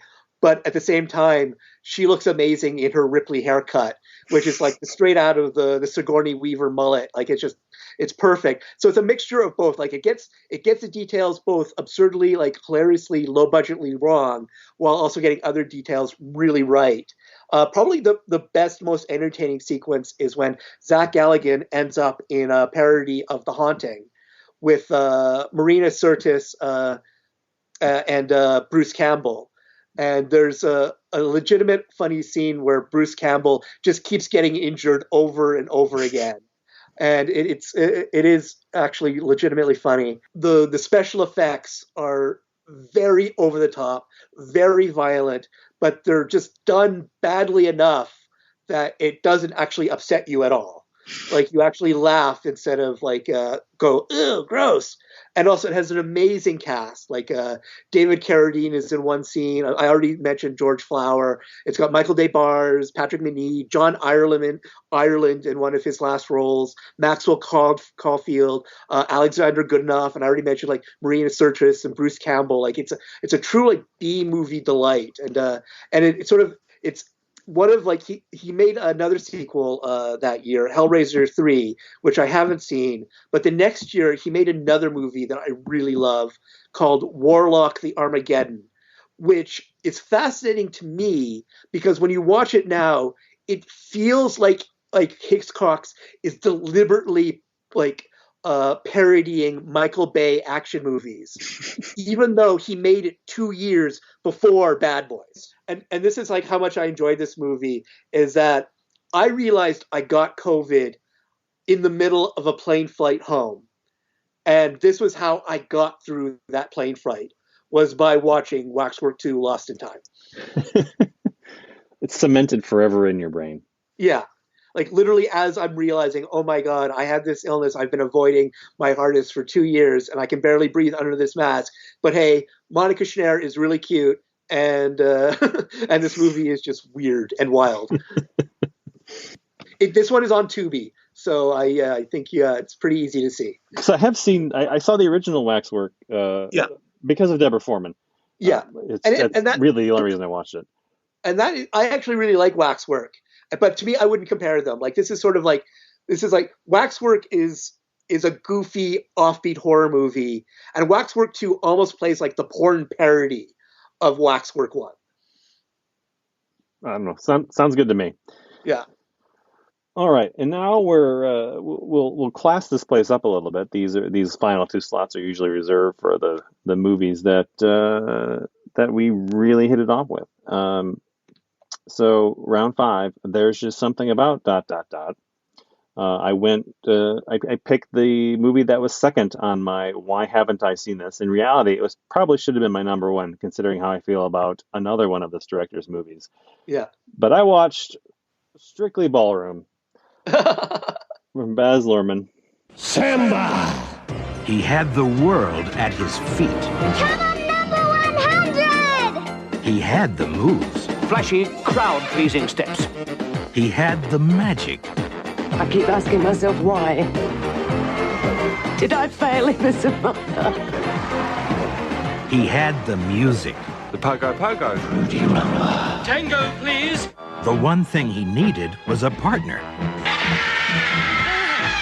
Stay calm, Liz. Stay calm.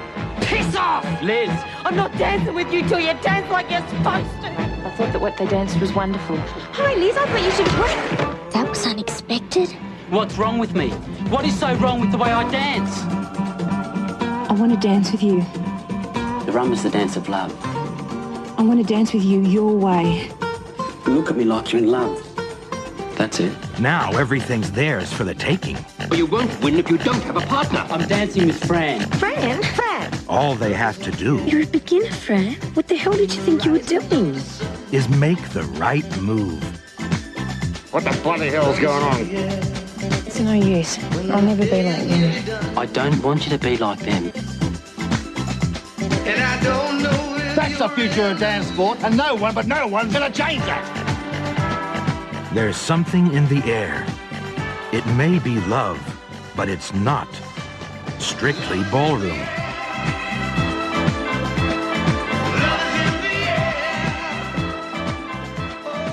So it's weird, right? When you love a movie, like I do with Moulin Rouge, Yeah. and I haven't gone back to see Strictly Ballroom. I don't think it is, because my take on it is my favorite comedic filmmaker of all time is Ernst Lubitsch. And the reason why I haven't seen every movie he's already made by now is because I want to have, over the course of my life, new Ernst Lubitsch movies to see. Mm-hmm. So that's my justification. It's like there will come a point where I have seen every one, but it doesn't have to be today. Okay. I can enjoy my life and have like a new Ernst Lubitsch movie every now and then. I can get behind that. Although when there's only like a lot less movies than a few movies that you can pick from, so it's not like I can really string these along too very far. My realization during Strictly Ballroom, and this is really to no point whatsoever, is that there is a definitive Australian/New Zealand aesthetic shared by Peter Jackson, George Miller, Baz Luhrmann, Brian Trenchard Smith, Russell Mulcahy, and because it doesn't include Peter Weir, let's conveniently forget that he exists. Yeah. This sort of aesthetic features grotesque close-ups on the distorted human face, gaudy interior color palettes, because they can control the lighting inside, and outside it was just naturalistic lighting, gleefully exploited tackiness, and manic Mickey Mouse energy that's not always in service of any particular joke. Yeah. Because it just happens in normal, like even interstitial scenes that are just there to move the narrative forward. We'll just Mickey Mouse this scene. Yeah. It's strange. It's a strange creative decision that seems to have been made in solidarity with all these other filmmakers. Yeah, it's one of those ones where you can definitely tell there was with a group of filmmakers, there was a definite national identity. Because I know, as soon as you said that, I knew exactly what you meant. You didn't even have to give me the examples. I knew exactly what you were talking about. It was, and so Strictly Ballroom is really like Moulin Rouge baby steps. You can see everything starting here, and that would eventually come to realize in Moulin Rouge. And I'm not a big Romeo and Juliet fan, so we'll just push that to the side because I feel like it sort of interrupts all of my thoughts about how this becomes that. Story goes, it's a pretty familiar one. Ballroom dancer Scott, played by Paul Mercurio, dares to dance unapproved dance moves in a ballroom competition. He becomes sort of a black sheep pariah miscreant because he does these sexy moves, but he desperately wants to win the ballroom competition, but at what cost to his vibrant, unique inner being. This brings Frumpy Fran, played by the actually quite fetching Tara Maurice, with her big glasses and sweatpants, and she also has a vibrant, unique, weird inner being. She wants to dance his moves. She wants to become his partner, sort of his muse, but Scott really can't commit to Frumpy Fran. It's just not acceptable. Of course, over the movie, Fran becomes far less frumpy, finds her groove, and makes an excellent supporting dance partner, intermingled with a standard rom-com formula. Dicey meeting blossoms into romance before the guy says something stupid that causes a falling out before the inevitable reconciliation on the dance floor. But then again, Baz would never let anything be particularly normal, and the performances are really endearing. Even Paul Mercurios, who's not an actor in any way, shape, or form, that there's all this formula never feels stale. It always kind of feels bazzed out. The pair's relationship grows out of dance, and the dance ultimately brings that connection between them. What I made a note of as I was watching it, the final dance performance, we're used to these very glossy, highly choreographed moments of perfection, and that is not this. It's not this movie. Yeah. Their dance is actually kind of sloppy. It's Yeah. messy, and it feels like amateurs out there doing their damn best. Yeah. And that's really endearing. It kind of lends sort of a down to earth reality television quality that's actually in support of sort of hyper real aesthetic.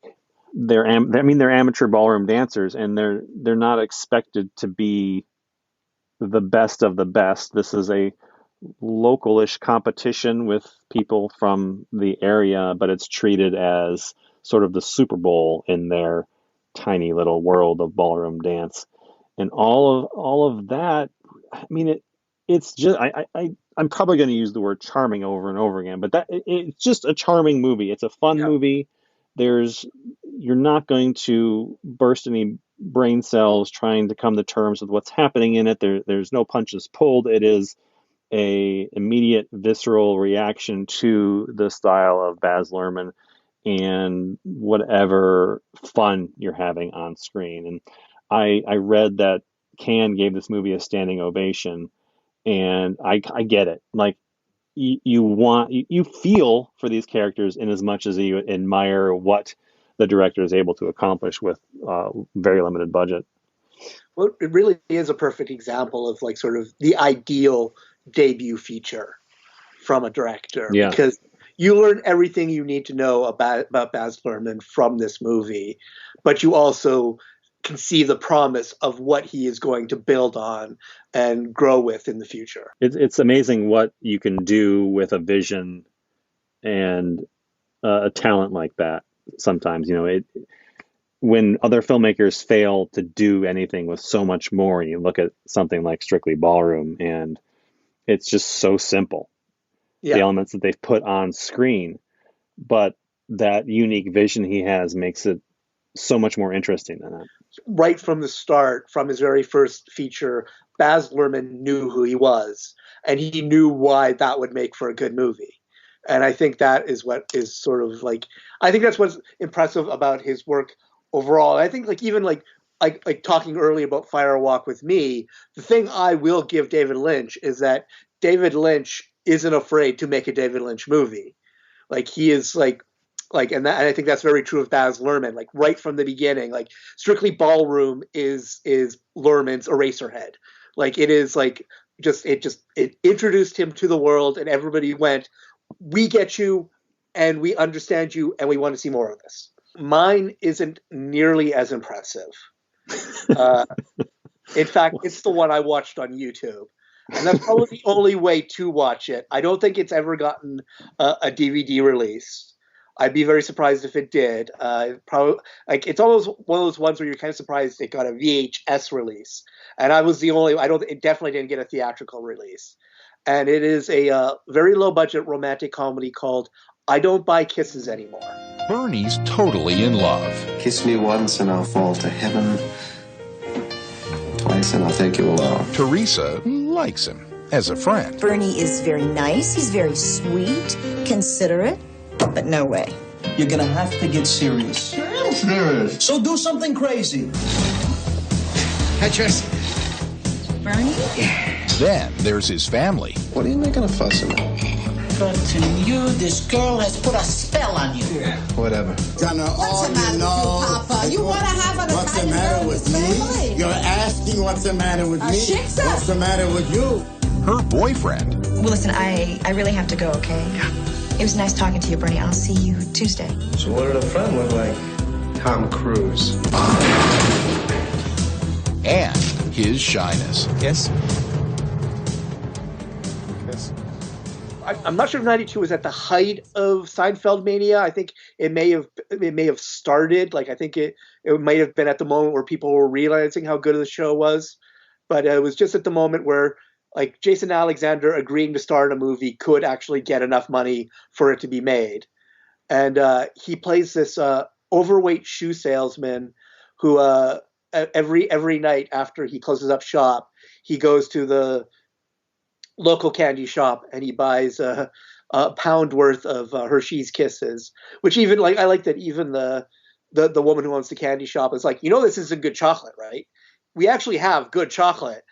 So I like that the foodie in me was like, at least I appreciate that they only had him buying Kisses for the title and nothing else, like not because it was actually, quality chocolate. And so he gets on a bus and there he meets this very pretty grad student played by Nia Peoples, who is on her way to her uncle's Italian restaurant where she plays the piano and entertains everyone. And he naturally, as you would, falls in love with her, get to know each other on the bus. He lends her a book, and then he comes to the restaurant, and they sort of like have this sort of get to know each other period. And he talks about, sort of his weight problem, and she tells him about how she was really heavy in school, but she lost the weight, and she convinces him to come to the gym, her gym, and he goes to the gym, and it actually starts working. He starts losing weight. He starts sort of low-key stalking her by today's standards. I mean, the movie tried to underplays that, but it's that's a pretty standard 80s yeah. 80s trope. Yeah. Yeah, basically, follows her around, goes to places where he knows she'll be at. And eventually she does start developing feelings for him. But at the same time, she realizes that he's going to be the perfect subject for her grad thesis. And then, of course, there reaches the inevitable moment where they actually do sort of connect, and she does feel genuine love for him. And of course, that's the moment when he finds out about the master's thesis and feels betrayed and assumes that she's only been dating him so she could write the thesis. And then he goes on vacation and like in this tropical area, they didn't have the budget to actually go to the place that he goes on vacation on. So he comes back, and of course they eventually reunite, happily ending ever after. And it's very much your total cliche of a romantic comedy. It's nothing extraordinary, and it's very obvious why it went to directly to video and didn't get theatrically released. But at the same time, I just found it extremely charming. The film it most reminds me of is Anne Bancroft's Fatso from 1980, which is another movie that I think Fatso is a much better movie, and it's actually was recently released on Blu-ray by Shout Factory, and I highly recommend people pick it up because it was Anne Bancroft's it was the only film she ever wrote and directed. She also appears in it, but it really does a good job of towing the line between being genuinely moving and genuinely funny. And the closest I've seen to a movie sort of replicating that vibe is this one. Like, the characters are very stereotypical. Lainey Kazan is in it playing the most Jewish mother. Every time it gave me cliche, I was like, oh, I know this cliche. I like this cliche. This is why I like romantic comedies. But the thing that I appreciated the most about it was Nia Peoples, who is she's best known as sort of a singer, dancer, and like a TV show host, and probably for Deep Star 6 and a lot of other sort of like low budget movies. But this movie makes the argument that she could have gone on to like bigger movies as sort of a romantic lead. She actually is very charming and very, very good in this, playing Italian, and the other significant thing about this movie in terms of this watch is that it was the second 1992 movie I watched that had Matthias Hughes from I Come in Peace in it. He plays the big alien who says, I come in peace. He kills. He was in this, and he was also in another movie I watched called Mission of Justice, which is a Canadian martial arts movie that stars Bridget Nielsen as this doctor who owns this like therapeutic clinic that has sort of like these sort of guardian angel style gang that she uses to actually it's supposed to fight for justice, but they're actually making things worse and basically creating her gang so she can become mayor of this town. So that was sort of a funny that the two completely different movies like this both had the big muscly German guy from I Come in Peace in them. And you go in pieces, asshole. And beyond that, there's really not much to say about it. It's on YouTube, so it's really easy to find. It's sort of like not a great movie, but I really came away really liking it. This is the formerly favorite, now Play It Again Sam, because this is definitely a movie I will be watching regularly from now on. Some more backstory. I love backstory. Backstory is my favorite thing. Every so often, I've come across a moment where I'm putting in a movie I think I'm rewatching, only to learn that I have never seen it. It's sort of a weird feeling because you have an idea in your head and you don't really know. You have thoughts about how the movie is supposed to go, and it's not working that way. This is not the movie I'm watching. I don't know why it's working out this way. This is not the movie I put on. So that happened to me recently when I threw on my brand new Criterion Blu-ray of Bill Duke's Deep Cover. Ooh, that's a good one. The great thing about life on the street is you know how it's gonna be. It's always the same. It's always getting worse. Hasta la vista! On these streets, one color rules: green. It's not 10 kilos we want 20. Listen, you're taking a lot away for a guy we hardly know, John. Where are you moving this stuff? He's gonna get you busted. No, I won't. On these streets, nothing's what it seems to be. Is that our bust? Yeah. Well, who is he? Listen, John here got busted, but he kept his mouth shut. On these streets, he'd be the perfect criminal if he wasn't the perfect cop. Did you ever take a look at your psychological profile? You score almost exactly like a criminal. I'm looking for somebody who will go under and stay under. What does he have to do? Buy drugs, sell drugs, set up the people that I want to bust. Because there's only one rule in this game, John. Don't blow your cover. Do what you want, but don't try to sit down while I get down. The script for Deep Cover is written by Henry Bean and Michael Tolkien. So Tolkien came up recently because he wrote The Player. Yep. And Gleaming the Cube, and a movie that you turned me on to recently, The Rapture. Yeah. I don't think you didn't like that one, did you? I thought you... I had wildly mixed feelings about it. I did end up on the pro side of it because, man, that's wild. Recently it came up because I actually really liked the Eternals, which everybody else hated. But to me, I liked it for the same reason why I love The Rapture, is that it was a mainstream Hollywood movie whose theme is if the gods we believe in actually exist, there is the possibility that they are not worth worshiping. Mm-hmm. And that's the thing I love about The Rapture. So Deep Cover, police officer, played by Lawrence Fishburne, is embedded into a local drug ring to make contacts and eventually work his way up to find the bigger fish. He's haunted by the violent drug-related death of his father and believes entirely in his mission to push out drugs in his community.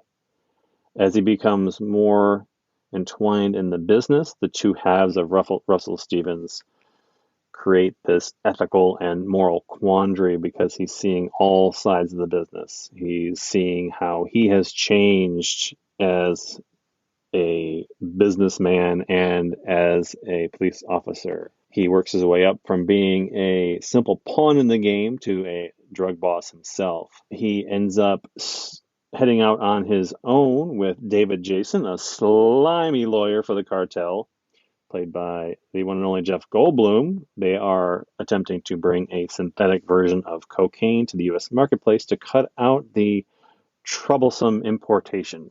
Deep Cover is really getting into the ingrained systemic racism in, basically it's attacking all the institutions at the same time. It's pulling no punches. There's between the drug peddlers and the pushers, between the users,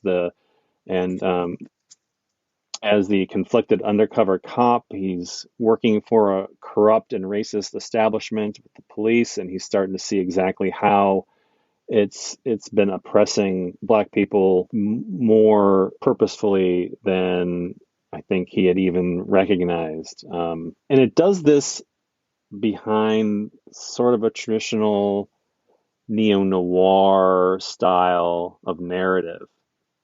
But it's like if neo-noir was sort of filtered back through the mind of Melvin Van Peebles. And the script is so damn smart about how it builds these characters and creates this relationship between Fishburne and Goldblum. It's not exactly a bromance thing, but there's a tenuous mutual respect, and that sort of starts to crumble when their business and morals come into direct competition. When it came out, I remember I wouldn't have seen it in the theater at that point, but I think over I time think it it had a kind of very got good release.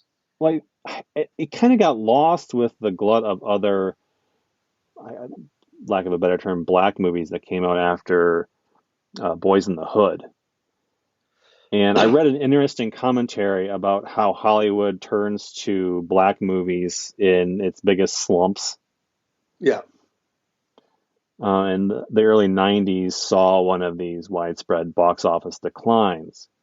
And similarly came the rise of the movie about the African American experience with, just to name a few. I mean, the Juice came out at the same time, and New Jack City, and Deep Cover. There was dozens of movies every year that had a similar marketing campaign and had a hugely selling soundtrack. And Deep Cover just seems to have gotten lumped in with sort of the middling movies from that push. Which is funny because like the reason why I saw it, and I saw it at the time, was, and I didn't see it in the theater because I don't even think like it played in theaters where I live. I rented it immediately because I had heard how good it was, and I was really impressed. And also like the extra cool factor of like, you know, the guy who shaves his head with a Bowie knife in Predator is the guy who directed it. So you know, that's the extra cool thing, you know. I'm disappointed in myself. Why haven't I watched this movie? I've had it on DVD. I had the HDX on Vudu. Like I just hadn't watched it because I guess I thought it was something else, which is, like I said, it's an unusual phenomenon that happens. I blame the title. It's such a generic, you know, direct to video style title that it doesn't really like, it doesn't announce itself as, you know, like Menace to Society, especially when it's two and like right instead of like that actually, you know, that's something that, you know, stands out. Boys in the Hood. I think it is a tough sell because it's certainly not a straightforward Hollywood release. I mean, this is a movie that is about social justice, and it's about I mean, hell, it would be erased from the curriculum of half this country at this point. Like it's talking about some uncomfortable things, and it's doing so while being totally entertaining on its own as just a pretty standard thriller. Yeah. And the performances are fantastic. I mean, I love me some Goldblum and Fishburne action. It's not a pair I ever would have, you know, nailed down as like, I need to get these two guys in the same room together. But man, are they good. Yeah. And they're both playing to their strengths. The movie has so many good lines, but I jotted one down when I heard it. The same people that taught us virtue are the very same ones who enslaved us, baby. Yeah. Like, it's I mean, that's the movie, right? I'm happy I finally got around to fixing my inadvertent oversight, but so now you have to go on a whole Bill Duke thing and watch The Cemetery Club. Right. And Sister Act 2. He has probably one of the weirder director filmographies of all time. But coming off of Deep Cover, which is such a confident movie. Yeah. Well, okay, for my play it again, Sam. It's kind of similar because mine is a detective sort of thriller too, but it's much, much, much lower in budget. And its chief sort of gimmick is the fact that it features a performance from an actor who you would never, ever in a million years expect to be hired for this sort of role. And the movie is called Small Kill, and it stars MASH's Gary Berghoff, who's best known as Radar O'Reilly, as a bisexual cross-dressing child murderer who pays the bills kidnapping kids at department stores and holding them for ransom. From the evidence of a brutal crime to the mind of a diabolical killer, a path must be followed, a secret must be uncovered, and the screams must lead to the truth. Your girl is dead. I saw that boy on the day he died. How far can they run? How long can they hide? How deep can they bury the terror? Its budget is always apparent on screen. It never doesn't stop looking like a very low budget direct-to-video cop movie. But at the same time, Berghoff's performance is so unexpectedly good that it transcends the movie into something excuse me, into something else. So it's one of those things where it doesn't have anything, any of the hallmarks we would associate with a good low budget exploitation film, with the exception of this extraordinary performance that is made extraordinary because you get the sense that Berghoff is really exercising some very real demons in the performance. And it's actually funny because at the beginning, the movie is credited solely to director Rob Fresco. But then at the very end, the first thing we see is another credit that says, all of the scenes with Gary Berghoff were co-directed by Rob Fresco and Gary Berghoff. And normally you would go, oh, that was just an ego thing by Berghoff. But then when you see the movie, and those are easily the best scenes in the movie, you 100% buy it. Like, you get the sense that those scenes were Berghoff, like he was responsible for those. He was the one who made them happen. And so it is fair for him to be credited as co-directing the film, because the best parts of the film, the films that truly work and that make it worth seeking out and seeing, are his. And when I talk about him like exercising demons, there's a moment where he has this monologue where he talks about how his entire life people have been treating him like a boy instead of a man. And that was the essence of Radar O'Reilly's character, was that he was this like Ottumwa, Iowa, small town kid who the actor who played him may have been in his 30s, but he might as well have been 16 years old as far as sort of the way we felt about him in the narrative of the show. He was this, total innocent who was his hyper competence was sort of what was his defining character, was the thing that allowed him to sort of survive in the midst of all this chaos. But at the same time, like that character was so imbued onto Berghoff that you get the sense that for all of his life, he had people treating him like he was Radar O'Reilly, that he was this, boy in a man's body, or this grown-up boy. And so this movie was basically his chance to sort of like say, no, that isn't who I am. And if I have to play like basically, a bisexual cross-dressing serial killer to get that across, then that's what I'm going to do. And the thing that, instead of being this sort of horrifying like ego trip, it actually is like totally justified.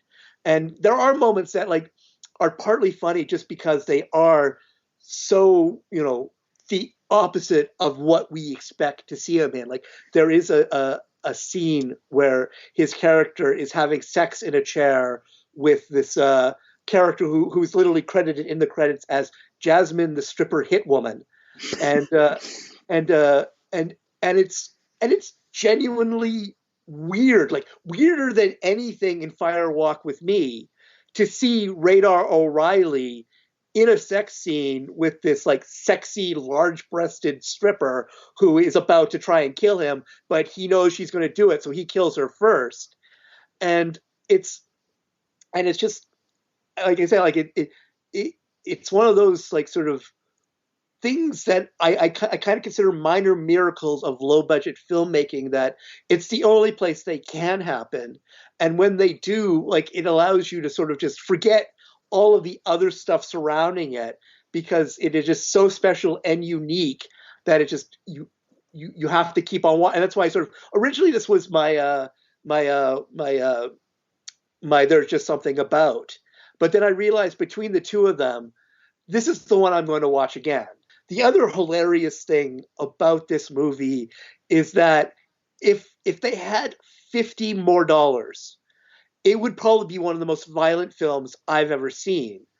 But again, like Waxwork 2, because the sort of the special effects are just bad enough that they render sort of the horrific violence as hilariously bad.